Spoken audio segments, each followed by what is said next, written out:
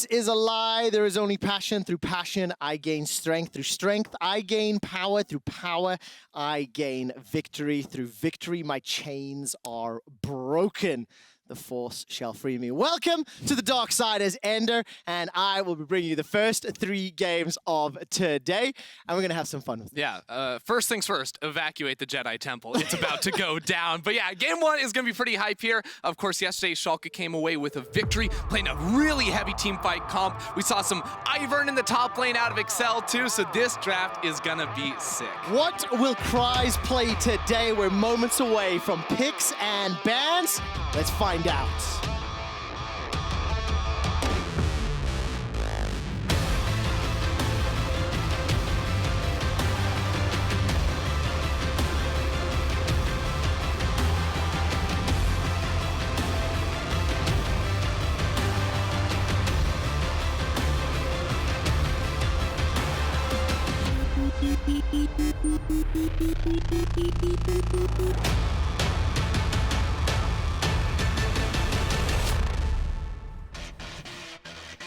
And welcome to the Kai'Sa desk. Schalke on the blue side, XL are on the red side. And you mentioned it already. We did see that Ivern in the top lane yesterday. We just heard Deficio talking about it in the analyst desk, saying that that pick is legit.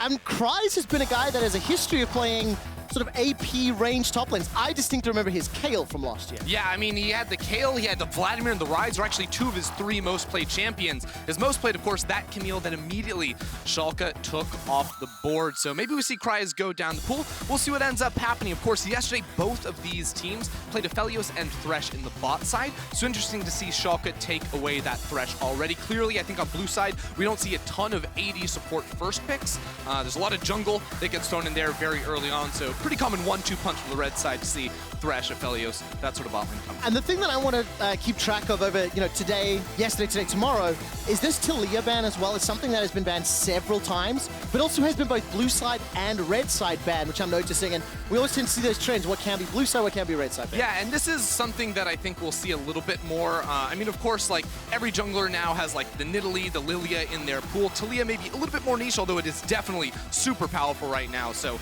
you got to make sure that is in your wheelhouse, because I think from level 1, that champion just pretty much wins everything that it tries to accomplish. And we're talking about the jungle role a lot, because XL have banned 3 junglers, definitely pointing an eye at Gilius and saying, do not want you to get involved. He instantly locks in this Olaf, and pretty quick fire response now, the Kai'Sa as well as the Graves. I mean, Gilius yesterday was able to just sneak in and steal away one of the dragons that I think bought enough time to allow Schalke to scale up, because they were on the back foot against Vitality for a lot of that game. Yeah, they sort of had the scaling comp. They didn't do anything flashy early on into that one. And Gilius, who I feel like in summer was so present in a lot of the early games from Schalke, didn't get to flex it. So this time on the Olaf, he's going to have to. And with bot lane like that, that's pretty spicy. Olaf, Misfortune, and Seraphine. Now, what do you make of Seraphine? I mean, Seraphine, right, like technically can be played in mid, but I think we're going to see it in support this time around.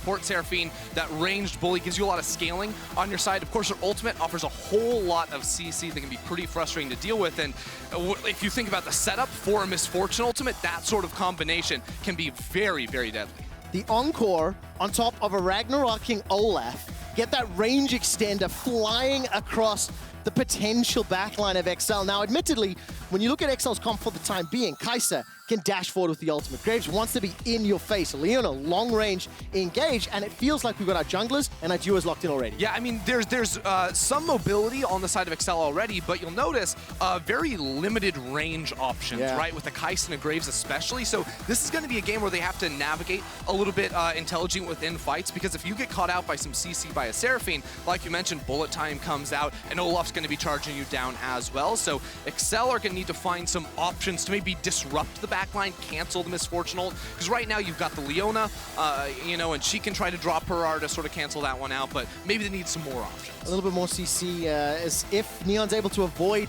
whatever Leona can put down. The full channel bullet time might do a lot of damage. The first 2 bans in phase 2 here, and a Twisted Fate removed from the pool. Seeing another one of those sort of global options taken out, along with the Taliyah, the Pantheon already removed from XL's side. And I want to see now, where do these solo laners go? We talked about Kryze's Ivern yesterday. We just heard an in-depth discussion around Czekolad. Thank you so much to MacGyver from the Pulsat team for, giving us that breakdown.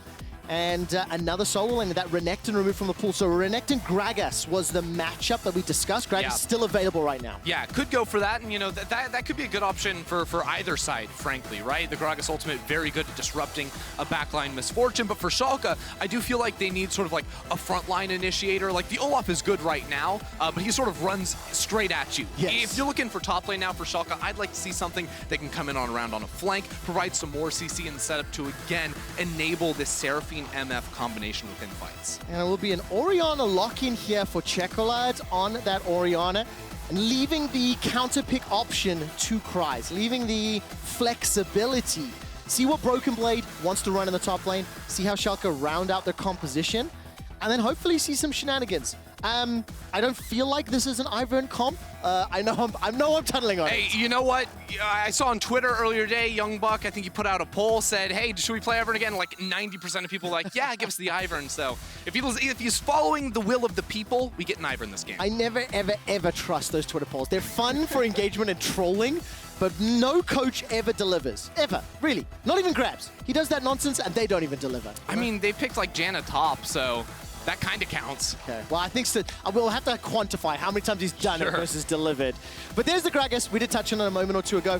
Round that out with Viktor. So, again, fairly well-rounded. Does Gragas fit the bill for your flanking engage options? He's got that disruption with the barrel and ticks off the box you were looking for. Yeah, definitely, right? When you're going to be rocking Seraphine in the bot lane, you do need sort of that easy way to begin fights, and a Gragas is definitely going to fit that bill. Lulu. All right, so Kryze, he said Ivern yesterday wasn't necessarily the hotness, but this guy's just a support player playing top lane, I suppose, with the Lulu. And I guess it is a little bit more disruption now. So you've got the Shockwave, you've got the Wild Growth, the Help Pixie ability to turn Misfortune into a Munchkin if you can get close enough. And I do kind of like the combo if Kai'Sa or Graves can jump forward. See, I mean, ultimately what this comp is going to do is you have Dan and Patrik, and those are the focal points. Whoever's really smurfing it up, they get the Lulu shields, they get the Orianna shields. It's all about enabling them. And again, when we said they were pretty limited in the range department, if you give them a bunch of shields, it doesn't matter if that Olaf is charging at you with the Gore Drinker, you can definitely fight back in terms of that raw DPS. So this is really interesting. I think both sides have some pretty good team fight options and a lot of scaling all around. So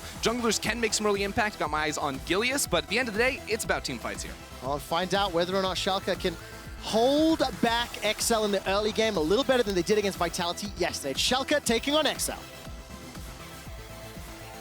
No.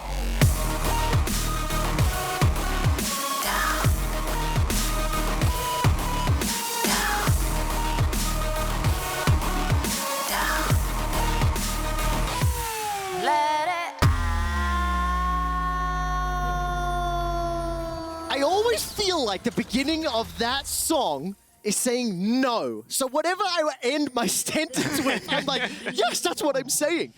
We're jumping on screen very, very quickly. Kryze will instantly see BrokenBlade and Gilius, and I don't think he's been pincered or caught out. So no shenanigans, nobody caught out by the correction. The overlay is obviously incorrect from the last game of the day yesterday from Schalke, rather, setting out the invade for XL.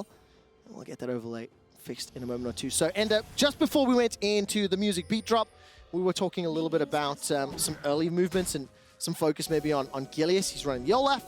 He's got the Ghost, he's got the Smite, and now it is XL with a potential shot at Invade. Yeah, Schalke, almost said Misfits, but Schalke, looked like trying to reclaim some territory. So I actually really like that. Obviously, nothing happens there, but even calling down BrokenBlade to say, hey, while we went for the top side play, maybe they got some deep vision. Maybe they're camping in some sort of a brush. So they made sure to go on over there. They even had their bot lane place ward on the red buff to make sure that was not getting stolen away here. Gilius, of course, going to start on his blue buff, path all the way down. And at the end of the day, I don't think there's a lot of great tools for sort of like early ganks to happen unless some lanes are being pretty mismanaged in their wave state, because at the end of the day, XL have so many good lanes at just neutralizing, except for this bot lane where with Leona, you of course want to try and jump on that Seraphine, but every time you do, when you walk away, you're going to get punished in the trade. Yeah, you see limits starting with the W, the surround sound, stepping very far forward and like threatening Patrik and Tory with that Kai'Sa Leona combination. Obviously,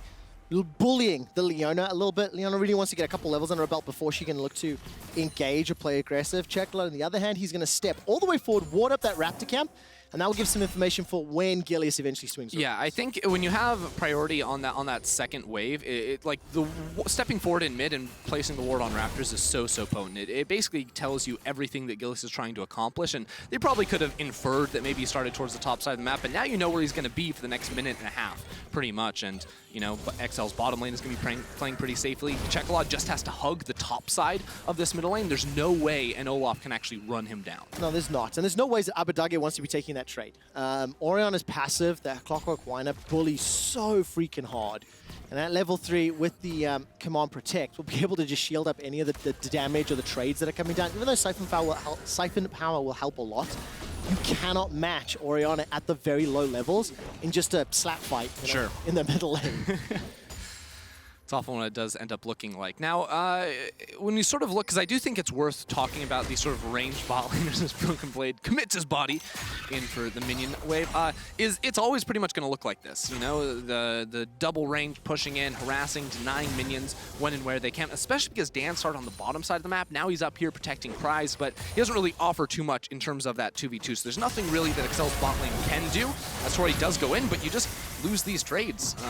More often than not. So much damage onto Patrik. He's already used the cleanse, started to back away.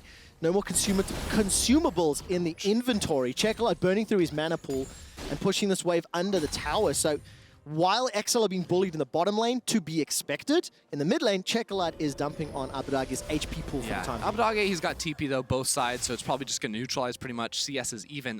Bot lane though, I do think is more of a problem, because I actually really don't like how Tory has been trading here. I think if you are going to look for these sort of 2v2 scrap fights, when you are playing the melee initiation support, you need to be setting up to be like, okay, my jungler's going to be coming down soon. So you trade like really hard to either get a flash, you know, or chip down Limit or Neon down to that 60% marker, where it becomes much easier then to threaten lethal engagement with your jungler. But right now, Gilius is just taking everything, while Dan has just passed by him without even knowing. Zenith Blade engage will jump there onto Limit. Patrick's down to 100 HP, holding onto the flash. Neon continues to run away. The cleanse has been used. There's the flash as well. Limit follows suit with a flash of his own, instantly exhausts Dan. Now the trade continues to go back and forth. The flash forward from Patrik. He's looking for the kill. First blood picked up by XL, but here comes Gilius. He smites down one and chucks out the axe. Continues to chase. Will the undertow be landing on the targets? Oh, it's kills for days here for Gilius. Bring the reckless swing down and one more undertow. It's a 2 for 2 as Dan takes down Neon. All right, I don't think Neon should have dropped in that one right there. It ends up being just a 2 for 2. At the end of the day, both junglers feeling very happy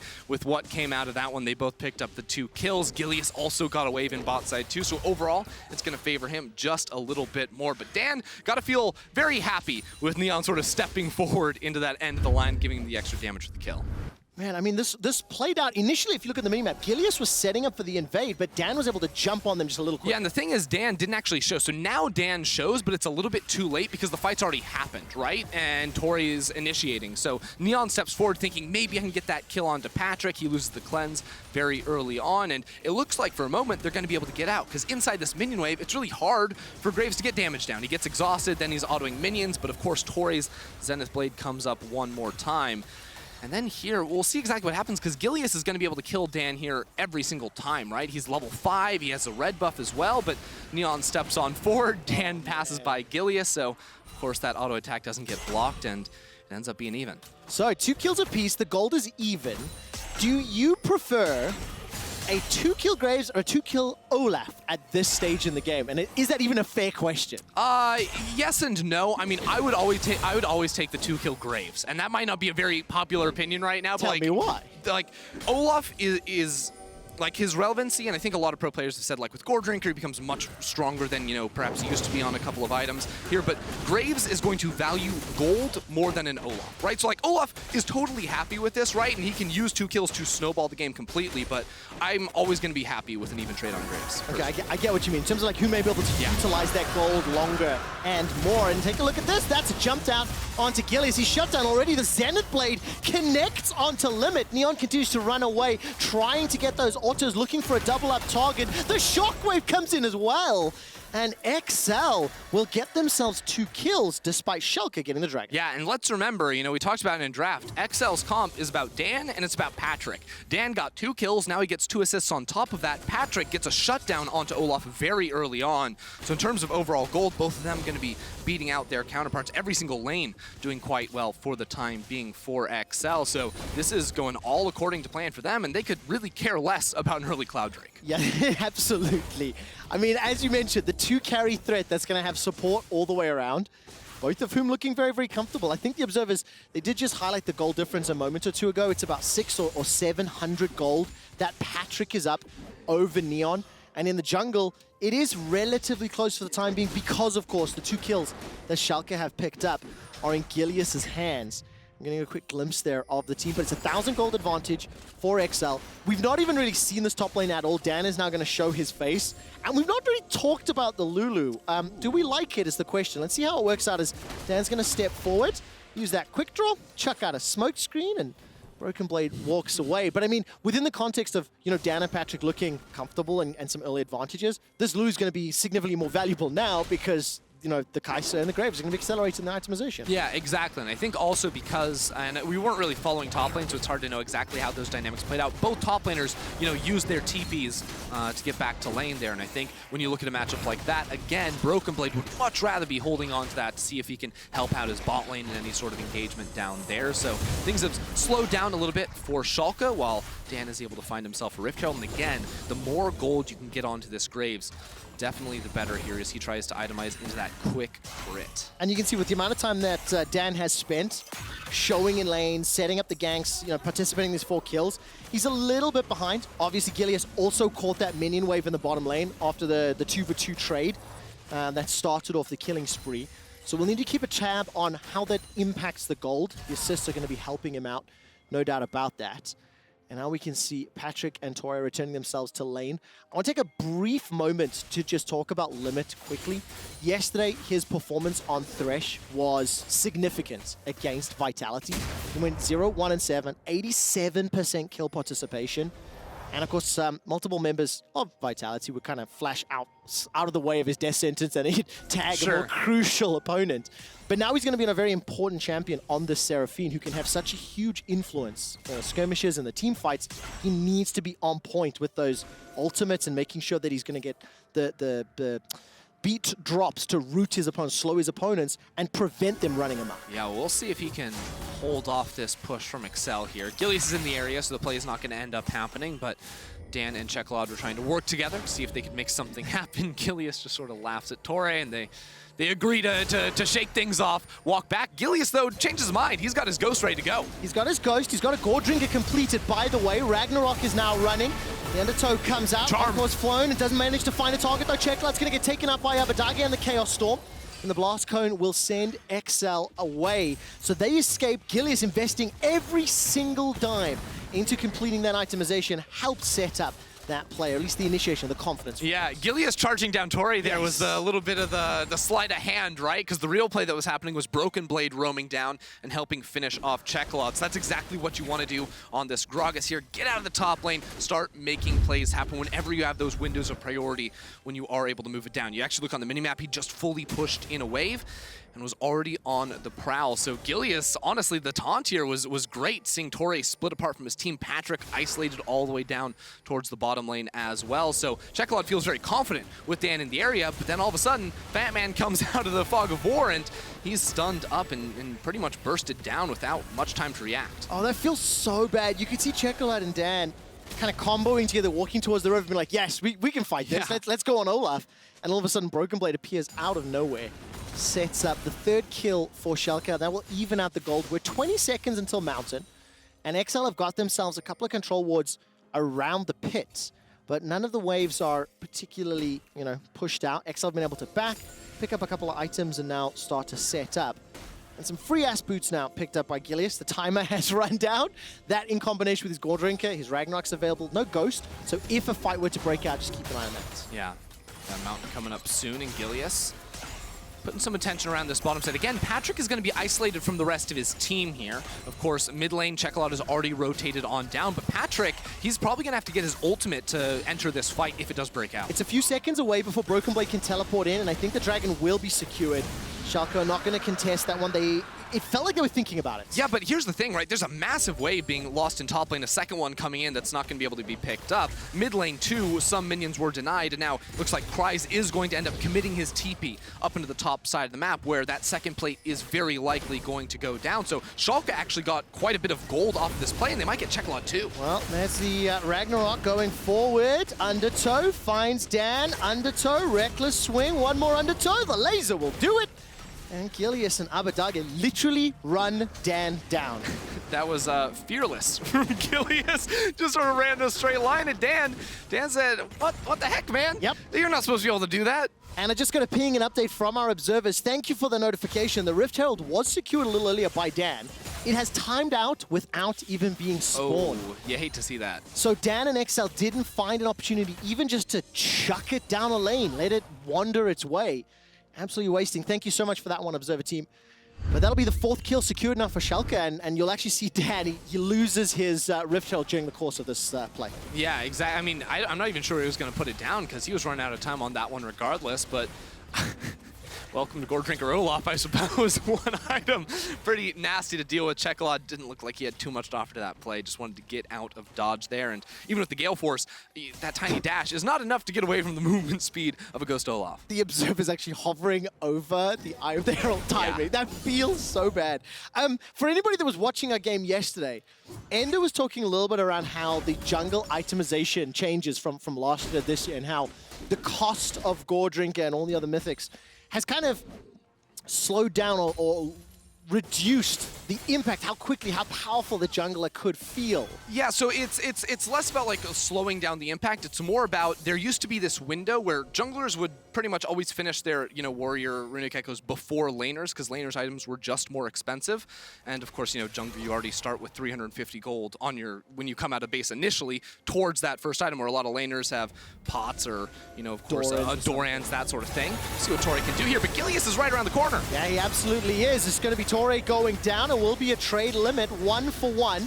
Does the trade continue? Teleport came out from Abbedagge. He committed that one. Yeah. So a little bit extra cost on the side of Schalke. Yeah, not too bad at the end of the day. I think top lane TP can be a little bit more relevant. But yeah, basically the idea with the jungle point there is that you used to have the window where you were, clearly much stronger than the laners with a red smite on top of that, and that just got knocked down a little bit. I still think because of how the way, early kills got funneled onto both the Olaf and the Graves, and they're sort of focal points in a lot of their comp for, the next 10 minutes or so, these champions going to have very high relevancy in this game for sure. And it was just really interesting to see Gilius going for that Gore Drinker. Obviously, with his runes going the way for those free boots. You can't pick them up until you either get enough kills or you waste enough time. And he got accelerated towards that point. We've seen the impact it's had. He's got the steel plated now in combination with the Gore Drinker. Some of the first mythics going all the way down the list as well. Sunfire Aegis for BrokenBlade. And one that I was wanting to look at and talk about if we have a little bit of time, but it's Moonstone for Kryze in the top lane. I think you can kind of expect it on the Lulu. Yes. But it's the same thing he did on the Ivern yesterday too, right? Of course, gives that bonus healing when you do damage in fights. So it goes to the lowest HP ally. And of course, when it's all about, making sure you buff up Dan and Patrik, making sure they do not drop, that of course is going to give you a lot of effectiveness within these fights. Well, with 15 minutes in, this game is still dead even. A dragon apiece, 5 kills apiece. There's 1,000 gold, which is not hugely significant right now. And there's a minute until the next dragon. I felt like Schalke wanted to fight the last one. They sniffed around. They looked for an opportunity and then elected not to. If we look at the state of the map, it feels to me like there's a little bit better vision from XL, but let's look at whether or not, who's going to be able to set up and make this play for the next dragon. Yeah, I think the big thing is Czekolad just really needs to get back to base. 50 seconds on the clock. You see the recall is going to come through. So he probably doesn't even have to teleport back, although he could teleport to this wave in mid if he wanted to instantly get that priority for the rest of his team. XL just doing their homework right before the objective spawns, clear out as many wards as they possibly can. But again, Gilius is formidable in these fights, and everyone's got their mythic items ready to go, rearing up for this fight. I think the biggest problem for Schalke is that BrokenBlade, no teleport, and not with any clear priority in that top lane just yet, so he's going to have to walk all the way down if he wants to have an impact. He hasn't left the lane yet. If you look in the river, Dan is going to start stepping forward. Gilius is nearby, no ghost. available, and BrokenBlade's left. BrokenBlade has left the lane. Kryze teleport is a few seconds away, so XL may want to stall out to the timer if the fight were to break out.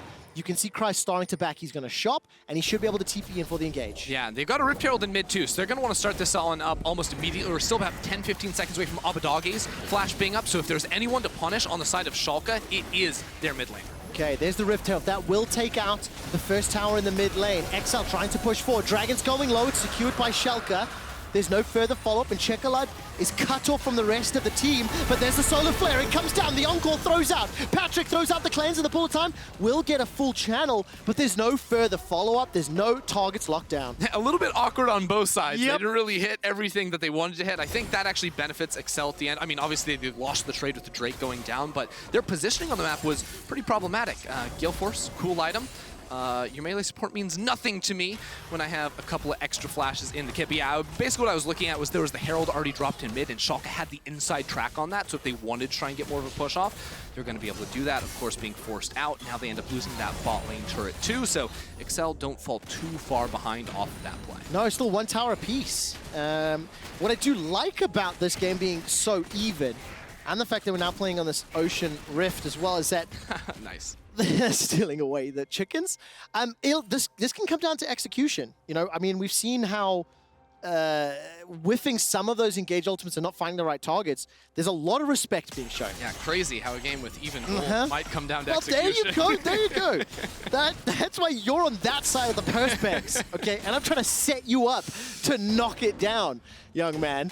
But I mean, you know, do you prefer the scaling on the side of XL? Because theoretically, it's a simpler comp to execute as well, right?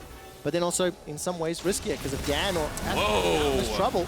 Tory's going to go forward to the Zenith Blade. He may have bitten off way more than he can chew and just donates the 6th kill of the game to Schalke. Not enough information, and that was just a poor call. Yeah, I feel like I've seen this quite a few times from Tory this game, where he is very fast and loose to pull the trigger and go for the fights, and, you know, without that forward vision, without really knowing what's going on, you can be next to your jungler, but the enemy team might have 3 people in the bush, and that's, of course, what happened right there. And that could end up having, you know, worse effects for the rest of XL, because you lose your support like that. Now they're off the map for 40 seconds. The vision line gets pushed deeper into your jungle. You lose camps, etc., etc. And as soon as you start losing camps, that's where Dan is going to be absolutely miserable. And at the risk of overstepping on this following line, when you also see Tory going in multiple times throughout the course of the game, maybe a little early, maybe without full information, maybe without the full support, on a composition that really has to be 100% in tune, that has to be, you know, landing their abilities and focusing their abilities around setting Dan and Patrik up, that could be a concern if some of the bigger fights play out. Now, admittedly, it could have just been an optimistic call. Yeah, I mean, honestly, like, it's interesting because you look at XL's competence, like, Leona's pretty much your main force of engage, as Neon just goes on in. Yeah, he does. Solar Flare will buy some time. That'll get the cleanse out of Neon. Gilius is continuing the chase, and the Undertow won't find its targets.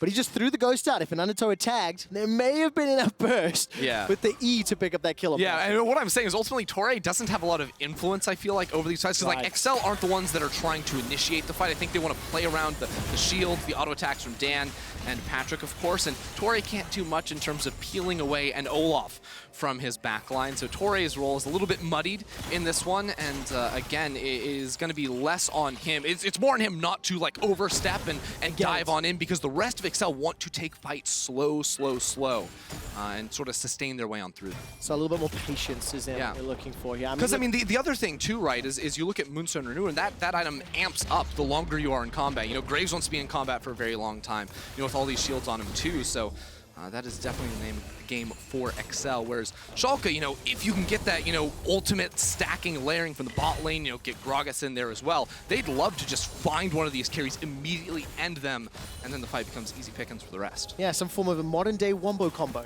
in ways. You know, Misfortune, the Gragas, Chaos Storm from Viktor. You can see the gold there. Patrik did just overtake Neon a moment or two ago, but for the most part, it has been Schalke leading the gold tabs. Collectors and Gale Forces are shared for both of the respective bot laners, and XL and I grouping themselves up. They're down 2 towers to the 3 that Schalke have already secured, and they're going to back away. 45 seconds till the next dragon, and we're just on for another dragon fight. That seems to be the name of the game, unless playing inside the darkness, XL, they're setting up a little bit of a play here. Yeah, look, it's all about the team fight. It's all about the objectives. Patrik just goes on in himself. Forward, Solar Flare comes down, sped up by Kryze's Lulu, but look at the re-engage. Tory gets the Wild Growth. He gets a Zenith Blade. The Encore whiffs, goes between Dan and Patrik. XL lose their support and are on full retreat. Dan uses the quick draw to get away from the lasers, and Schalke now have absolute control of the mid lane. They've even got the inside path on Patrik and Czekolad. Gilius can threaten and engage. I mean, you guys are just going to lose your inhibitor if you keep sticking around to farm your wolves. That wave's going to get pushed all the way in the tower. That draws the rest of Excel back towards mid. Of course, it ends up opening up the Drake. So Excel forced in their hand there, and what they had to do, of course, because they tried a little overambitiously in that mid lane to go for the fight. And once again, Tory is punished. Did not expect Patrik to initiate. Yeah, that's the thing, is like, it wasn't even like Tory going in crazily. It was more like Tory going in so that the rest of his team could get out of dodge. It was a sacrificial lamb to save the rest of XL. But it does also, you know, ask that question again. We just spent like 4 minutes talking about how XL kind of want Schalke to engage on them, then re-engage, use the shields, dance around some of the skill shots if you can. And Patrik's just like, hypercharge! Just literally head first into Schalke. And that means that XL are now 3k gold down. They're 1 dragon away from the Ocean Soul, which will definitely make dive a little bit more difficult. And for the time being, XL trying to put some pressure on this top tower. We may have another engage on our hands if you look at the minimap. Yeah, but I mean, at the end of the day, I think Schalke can just simply wait it out for the next one. They already feel like they're a bit in the driver's seat. They've got, you know, control, you know, vision push down that mid lane. They've got both mid lane towers while theirs is still up. So, I mean, that just is so huge when it comes to gaining control over the center of the map. You know, if you put 3 people in mid lane, you can walk Czekolad all the way back to his inhibitor. That enables you easier passages into the jungle, so you can put down that vision and make it so XL cannot step on in. Because you look at the last Drake, XL actually were able to get into the river. Then they left it, and that's what ended up causing them a lot of problems. But this next one, it's very likely that they can't even step forward. That's going to be very difficult, and BrokenBlade is going to body slam forward, not find a target, limit with an optimistic ultimate. Yeah, no one showed up for his concert. It feels a little bad. Had it found a target, maybe the range extension could have helped out, but it simply didn't work out this time around. And in contrast to yesterday, where Vitality had the upper hand against Schalke, and Schalke had to have the late game team fights and you know, late game calls, macro decisions around the dragons, today they've been a little bit more upfront, a little bit quicker to the trigger, and they've punished some errors from XL. Yeah, I mean, I think the early game was also less problematic for them, and the composition from XL too, not great at punishing, you know? So Schalke are often going to be the ones able to step in position first, get themselves exactly where they want to be, and I think heading into this next Drake, like, likely going to be looking at, you know, completing 3rd items with the gold advantage too. Like, if you're hitting that spike right before it spawns, like, XL are already in a tough spot.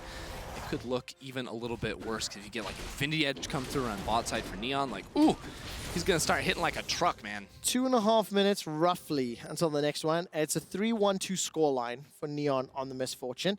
He's got himself that 350 gold bounty, working towards that Infinity Edge that you just talked about a moment or two ago. And I think Schalke will be very comfortable for this. They've got a 4,000 gold lead.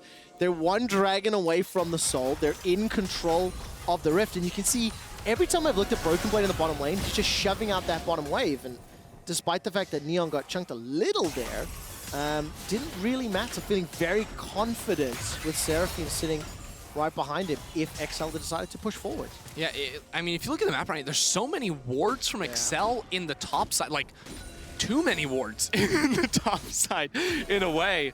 Of course, you know, worried that perhaps this Baron does end up getting started, but ultimately they're going to have to figure out a way to transition some of that vision around bot side, because we're 2 minutes away from that one spawning now. Again, Schalke, we saw them yesterday.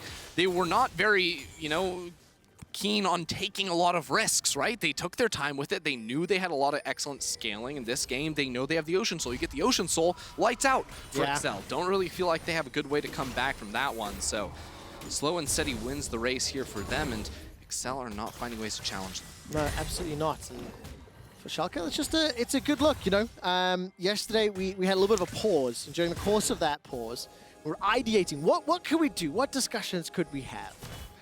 One of the ideas we started ideating on was overreactions. Now this is where I see Ender start to panic a touch. Oh boy. One of the overreactions we were ideating, reminder, it's an overreaction, was that the Schalke Miracle Run never ended. Now this is a very different look to how Schalke were playing at the end of summer last year. But they're in a good position to go 2-0. And it's just a slower pace of game, a slower look.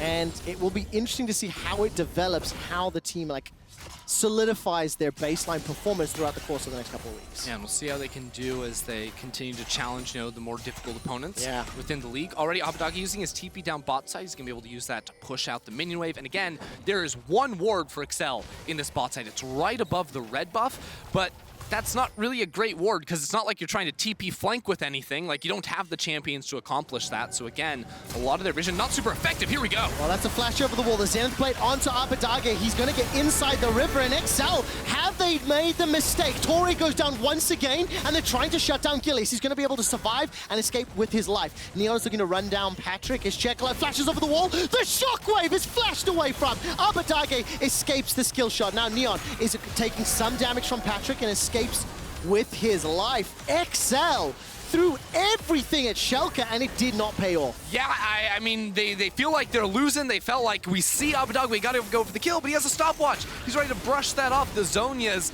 makes it so easy, and now XL have no way to get to the pit. They don't even have the Graves ultimate to try and steal away. It's an Ocean Soul for Schalke, and that about does it. You predicted it. You said exactly this would happen, and that XL may not even be able to get into the river. They couldn't, so they flashed the wall and then tried to set the play up, but Abbedagge with the hourglass and then flashing away from Czekolad shockwave just means not enough damage. Yeah, and ultimately, like, XL are in a losing position regardless, because if we go back, it's like XL, they want Schalke to sort of be coming into them, right? You don't want to overforce with this Leona because ultimately you're trying to play around two auto attackers in your comp, not diving into the other team. But because they're playing red side and the major objective is the Ocean Soul, well, they have to walk into that river. They have to go face forward into that. So Tory decides, hey, maybe we can get this pick, but clearly did not check tab before that one went down, so the Zhonya's makes it too easy for Schalke to just turn it around on him. I hope they press tab this time around because Neon has that Infinity Edge. Patrik has completed his Hurricane, and it was just a Morelnomicon picked up as the graphic popped on screen for Czekolad. But with now Ocean Soul, with the significant advantage in terms of map control, gold lead, the buff, Schalke can now just play this out slow and steady. Threaten Baron, use some of that luxury vision to make sure they start the buff safely.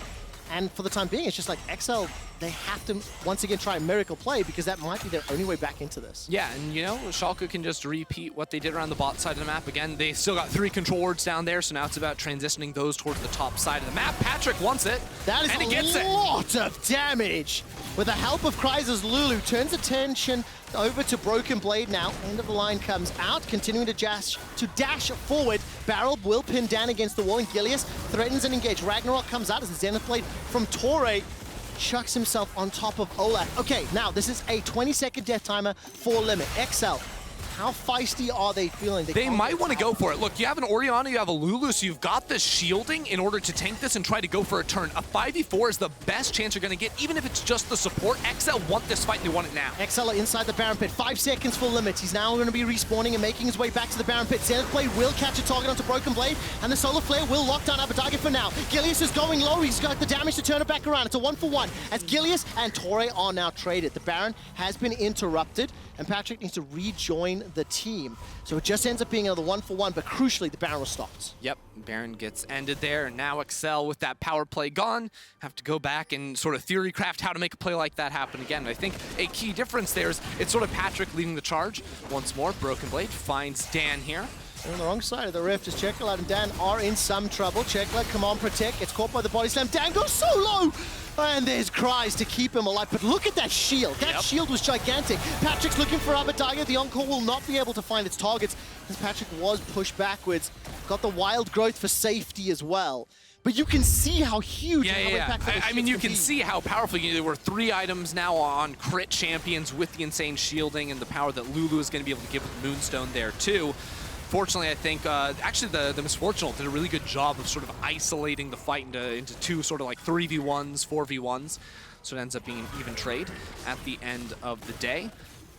So XL hold on. And that's all right, because now we've got an Ardent Sensor on this Lulu. So I still feel like I very much do favor Schalke, but maybe there's a world where just playing around these two marksmen, you know, you get enough support items on this Lulu, you make your guys unkillable. It's almost like you have an Ocean Soul yourself. Oh, it's so scary, because the later this goes, the more terrifying Kai'Sa becomes, the more terrifying Graves becomes.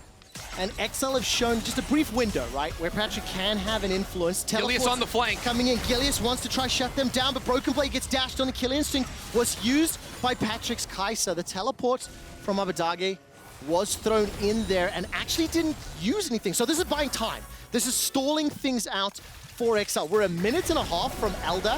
Baron is still up. BrokenBlade goes forward. The barrel doesn't knock anyone out. There goes Tory once again. He escaped with his life for now, thanks to the help of the Wild Growth. Dan gets caught by the body slam, and the barrel won't do any follow-up damage. Collateral damage. The shockwave comes out. Czekolad gets BrokenBlade. Neon is low and cannot continue, but Limit and Abbedagge can.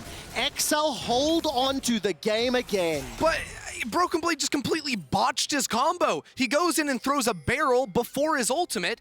If you do it the other way around, you're gonna get Czekolad every single time, and that very likely is the fight won. Instead, BrokenBlade is way too far forward, doesn't actually apply any of the CC, and XL are able to stall it out once more. I do not like these missteps from Schalke. They are giving a window for XL to try and sneak back into the game. It is not the cleanest League of Legends that we have seen. And you can feel some of the nerves, some of the decision-making, whatever the root cause may be, it is having an impact. Now, oh, this is a good call, though. They're going to jump onto Baron. Why is this a good call? I mean, because the recall's coming through from XL. BrokenBlade's dead. XL aren't expecting Schalke to go onto a Baron, and I mean, they're just going to cut through it. Like, XL have no clue what's happening. XL are walking down bot side to try and get vision on the Elder Dragon, because we're 30 seconds away from that. Now, by the time they realize it, it is far, far too late. Now, because Schalke have the Baron, XL can't play around this Drake, right? They're going to go down bot side, but if they do that, if they commit to sitting in the river, well, then Schalke just march it straight down that middle lane, take XL's entire base, just like we saw him do yesterday. 34 minutes into the game, Schalke have... but wait, look at this. Sorry, I have to interrupt you. They're cutting the minion wave. This is the only way it solves it. Now, the problem is there's still a minion wave in top lane for Schalke, but it does slow down what Schalke are trying to do because they had to run around. So the Drake will get taken, and then XL will get to base and try to defend their top lane. Okay, the Elder Dragon is going to get started off here. Dan is on it. Gilius is being jumped on the shockwave, thrown out just for the damage. Ragnarok means there's no CC that lands. The Elder Dragon is still inside the pit. Inhibitor will get secured. Solar Flare comes up. That slows down Gilius. Patrik is looking for Gilius. The inhibitor's taken by Schalke 04. They have Baron. XL have Elder. And they get themselves a kill into Gilius in a 45-second death time. Yeah. What can they do with that time? Well, I don't think XL are going to be able to do a whole lot, right? They're taking away bot side camps. They're going to get some towers off the map. But these are towers that likely should have been taken very, very long ago. Schalke have just had massive control. XL have to be very happy with this situation, because I think they were in a position where they likely, you know, should have lost both of the major neutral objectives. Then the game gets pushed down, you know, and immediately ended. Instead, what they have done is they have neutralized Baron buff by killing Gilius, right? Schalke aren't going to be able to do much with that. On top of the fact they have the Elder buff, which is going to trump Schalke within a team fight. And by the top inhibitor going down, that has just opened up a lane for them to continually farm and funnel more gold into their primary carries. This TP, though, I don't love. Oh, this is bold. That's a TP into Insta-Flash from Kryze.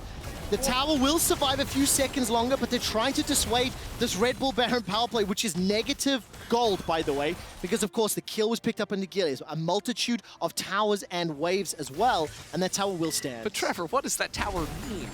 It's top lane inner turret at 35 minutes into the game. You lose your flash and your TP. Now, flash on Lulu, not the most important thing within a team fight, but these are the types of things where XL, I actually felt like had stabilized quite well after that play, and now showing some cracks still in the decision-making as they realize, wait, we can actually still win this game. Well, it's going to have to come down to Patrik. I think Dan hasn't really had the influence on this Graves that XL would have wanted to see. Patrik 4-1-5. He's got that Hurricane, got the BF sword, still waiting to pick up his next big ticket item. And with 20 seconds on Baron, that means it's going to be neutralized. That'll be gone. Couple of pings on the Baron pit. But with supers in the top lane, Patrik is the one that's catching those waves, pushing them right back out. And Schalke, they're grouping for the next siege. I sometimes like to ask like, what percentage you would give XL for comeback, but it doesn't feel like they should be able to. It feels like with Ocean Soul, with Baron, Schalke are so in control of this game. They just have to make sure they utilize the wave pressure correctly. Yeah, I mean, you'll look at the last 2 minutes, and it's actually looked different, right, with Excel being in control. But as soon as Schalke's members return onto the map, you see them putting pressure down towards mid lane. We are going to, again, see them be the ones setting up around these objectives first. And you look at sort of when these 2 objectives spawn, there's about a 40-second window between Baron to Drake. So that very likely means we're going to have both spawning at the same time, because unlikely that Schalke are able to immediately start it off of cooldown and burst it down. That's just too obvious. Excel are going to be ready for that and try to bait things out, slow things down. So Excel could very realistically opt into that trade once more. And if you're trading neutral objectives, Excel are happy. And for Excel, the timer for their inhibitor respawning is just before that Baron comes back up. So I love seeing that they're pushing that wave out. Dan is currently catching it. Schalke recognize this, realize they're going to push up this bottom wave as best they can. They've pushed a lot of vision inside this eastern quadrant of Summoner's Rift. BrokenBlade takes some damage from Patrik, Seraphine, Rain. He's stepping forward once again. Wild Growth is available. 2.5 minutes to Elder. 1 minute 50 to Baron. And there's 1 or 2 more minions, super minions that'll need to be dealt with before this inhibitor respawns, and then we restart this dance. Baron, Elder, what does the vision look like, and who's going to get control of the river? Well, game is still in a winning position for Schalke, but they do have to be precise in the way they look to close out this game. Huge pickup for Abbedagge. The Rabadons has been finished. That's 4 items now on both the Viktor and the Misfortune. Of course, on the other side, an Infinity Edge as well for Patrik. So Excel do have the firepower on their key members. They definitely need it to be, and I think you isolated Patrik, said it has to be up to him earlier, and I think you're absolutely correct. He is the primary focus for them. The problem is, as a team, Schalke can brute force their way into the jungle. See, with these towers down in mid lane, you have that new avenue into the jungle, cut away all the vision, and now Excel must walk into Schalke. That is the struggle for Excel, because we've seen it. Tory's done it before. He gets punished if he's trying to step on forward. The rest of Excel are going to have to be very cautious. Can Schalke cut off Excel? Oh, the observers are toying with our hearts here. The vision is just cleared out. Schalke locked inside the river. 4 members of Excel pushing down the mid lane. They're making their way, threatening Schalke. If you go for Baron, we're going to go for your base. So this is what I'm saying with precision, right? As Schalke actually committed into the river too soon. It enabled Excel to get this push in mid. Now, I actually think Excel should have backed away mid a little bit sooner and walked in to that top river. Try to get some vision instead of playing for the Raptor camp, which right now means absolutely nothing because there are super minions in top lane, you know? There are control wards that still need to be cleared away. We're 10 seconds away from Baron, and it's a war for who can clear away this mid wave first. Looking your opponents in the eye, threatening them to engage. Who's going to throw the trigger first? My eyes are on Tory. He's definitely pulled the trigger many, many times over the last 40 minutes.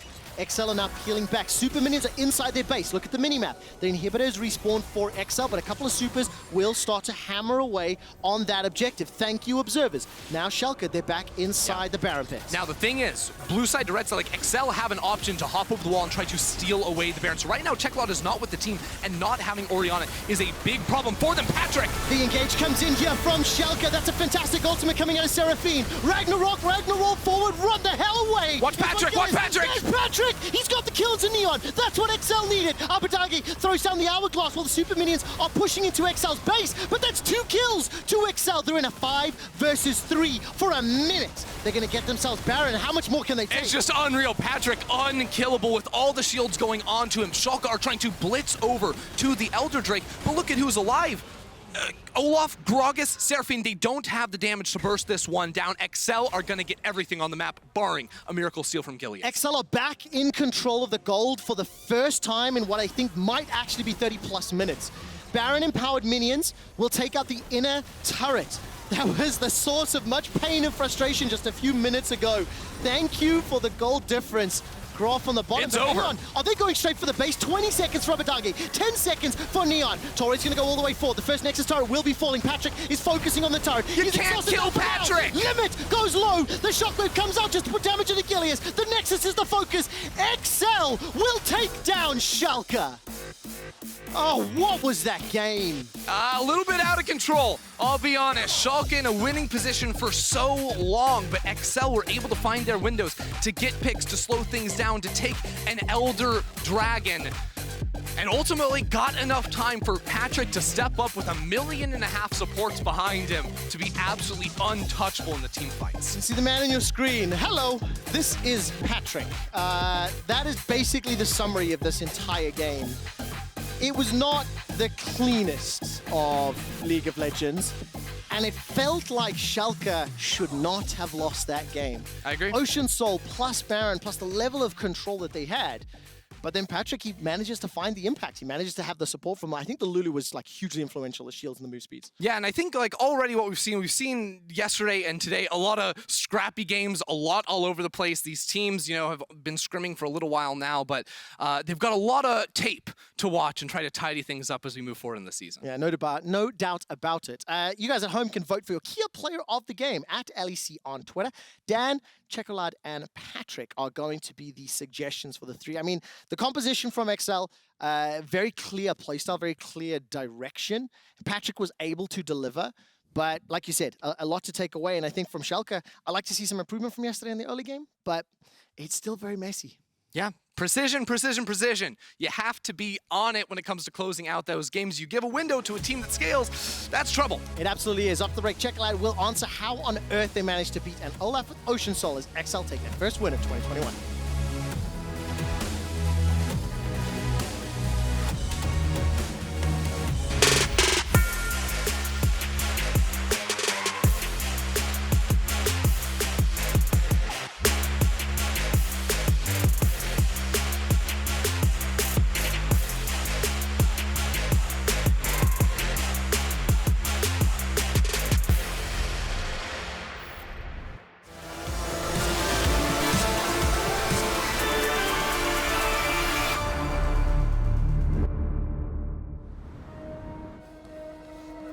They are out there, waiting to be discovered. Some of them are big, and some of them are small. But that's the thing with ideas. They don't just come to you. To find them, you have to move. Kia, movement that inspires. The systems are overloading. We can't risk another game. We need to take a break and regroup. We're starting to lose our mind. Captain, we cannot go back to Elo Hell. Last time it took us months to get out of it. Initiate break protocol. Hurry up!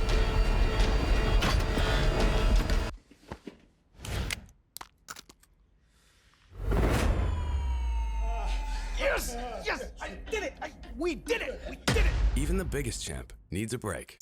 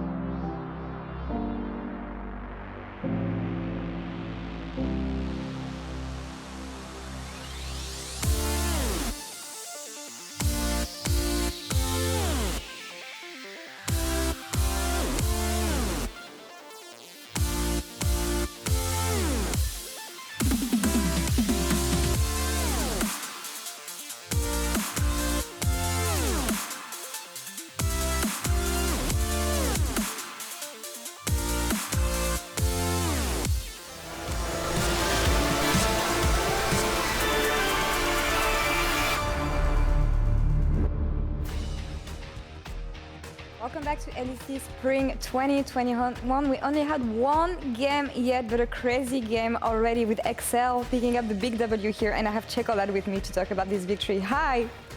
Hello, hello! So nice seeing you. We heard so much from you, so I have so many questions to ask, but first, how did you win a game against an Olaf and an Ocean Soul? I want you to talk about the fight, but first, tell me how you unlocked a situation in which you could take this fight. Well, I don't think we had to contest mid lane, I think. It was really hard. So we just had to play Aram, I think. Like, none of teams like were dropping the wave. And they had position, at least in last fight. And you had to burger flip and face check. I don't remember much what happened, but I remember like I just catch enemy AD carry with my ulti and somehow we won, you know. I can clearly show you what happened because we have the replay right here, and I actually want you to tell me how you were feeling in this moment. Let's watch the replay right now. You're playing Orianna. You're the one unlocking the fight and winning, I mean, the whole fight in the end. So explain how you were feeling at this moment and this massive ult from you, Czekolad. I don't know, honestly, I just burger flip, you know? I mean, I know like Neon has some others, but I just hoped he won't use them. I don't know, man. It just happened. It was a crazy fight. Yeah, it just happened, burger flip, as you just said it. But how strong is the Ocean Soul right now, honestly? Apparently, it's not that broken. I think most all. Yeah. With like hypercarry like Kai'Sa, like it's just too broken. Like LS is right, I think. Play enchanters on top lane, guys.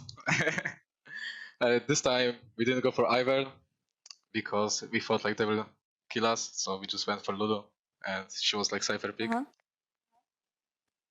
I like this XL team already because, I mean, you win in an impressive manner today, and yesterday you tried some new things, especially with the Udyr in the jungle and Ivern top lane, so there were a lot of question marks around the, around the composition you tried yesterday. So explain what you guys had in mind, because of course, if you tried this, it has to work somehow.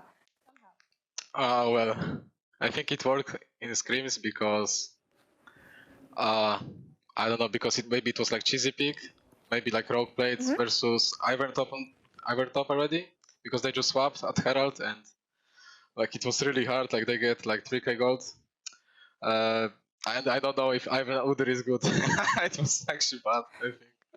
We had no engage at all. Yeah, that's what most people say actually about the engage lacking here. But I mean, I think it's normal to try things at the beginning of this season. And did you spot any differences between what you tried in scrims and what you've been able to see on stage, whether it is from XL or the other teams in the LEC? Well, I think we play more scared on stage, and we don't contest as much as on scrims, and the games look like really weird. I think we should. If we take like Herald yesterday, for example, like we can just chill mushroom and we gonna outscale Rogue because they had a bad late game team comp and we had a fairly Ivern.